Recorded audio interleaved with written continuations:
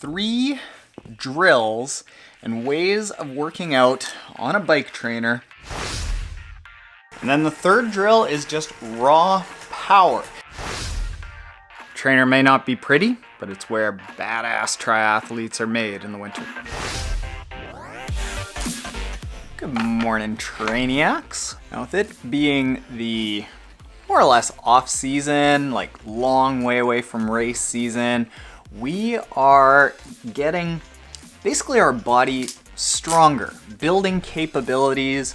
We're not so focused on specific race intensities, which is like, it's a low hum. We're focused on things like strength, on mobility, on increasing range of motion. So what we're doing a lot at this time is doing things that we would rarely, if ever, do in a race, especially on the bike trainer, because it's so controlled that we can do things here that we don't have to worry about when we're keeping up with a pack or when we're dealing with wind and stoplights and things like that. So I'm gonna go ahead and warm up for this little Zwift session. And while I'm doing that, I'm gonna talk about 3 drills and ways of working out on a bike trainer that we like to use a lot that's gonna build greasy fast speed, Dorian Yates style power. Blood and guts, baby, let's go. So what I might be doing with this first method is after a 5 to 10 minute warm up, adding say 5 progressively longer, really intense standing sprints or seated sprints of going say 10 seconds for the first one, and then 50 seconds off, and then 15 seconds for the second one, and then 45 seconds off, gradually just building up for 5 minutes to the point that I'm doing a 25 or 30 second sprint with 35 or 30 seconds of rest. This is gonna prime my body so that my legs have been opened up and it's easier for them to go over my race intensity. They're gonna be ready to go.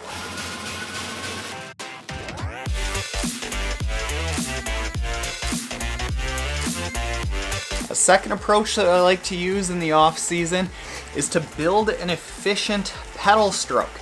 A lot of people, myself included, tend to focus on one leg or the other, also tending typically to focus on the downstroke of the pedal, but ignoring the upstroke. So what you can do for this is to just train your body to do single leg drills, which forces you to focus on the entire circular motion.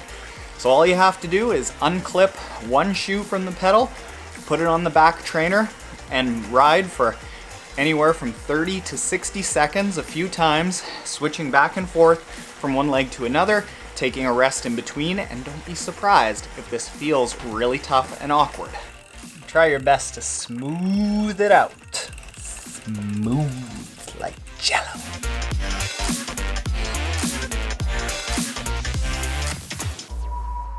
That's an excellent way to build strength on the bike. And then the third drill is just raw power. It's pushing really hard. It's doing work at cadences that are very low with a lot of resistance on the bike. So we're talking 50 to 60 revolutions per minute, as opposed to the 85 to 95 kind of sweet spot that you want in a race where you're not placing a lot of load on the muscles of your legs. It's mostly taken up by the cardiovascular system.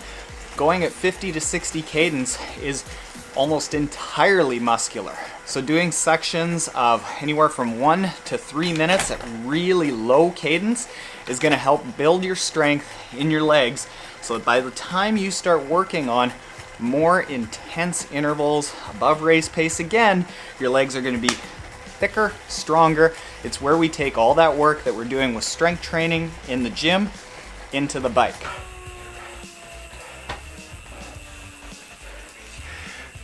Kind of like that, except you do it with a towel on your headset because you don't need a camera to see your legs. Oh my God. Woo! And if you haven't yet downloaded the gym routine, go to triathlontaren.com/strength routine. That is absolute aces deadlift raw strength routine that is designed to get the best bang for your buck out of the time you spend in the gym. Now I'm gonna go ahead and do about an hour workout and we'll touch base after.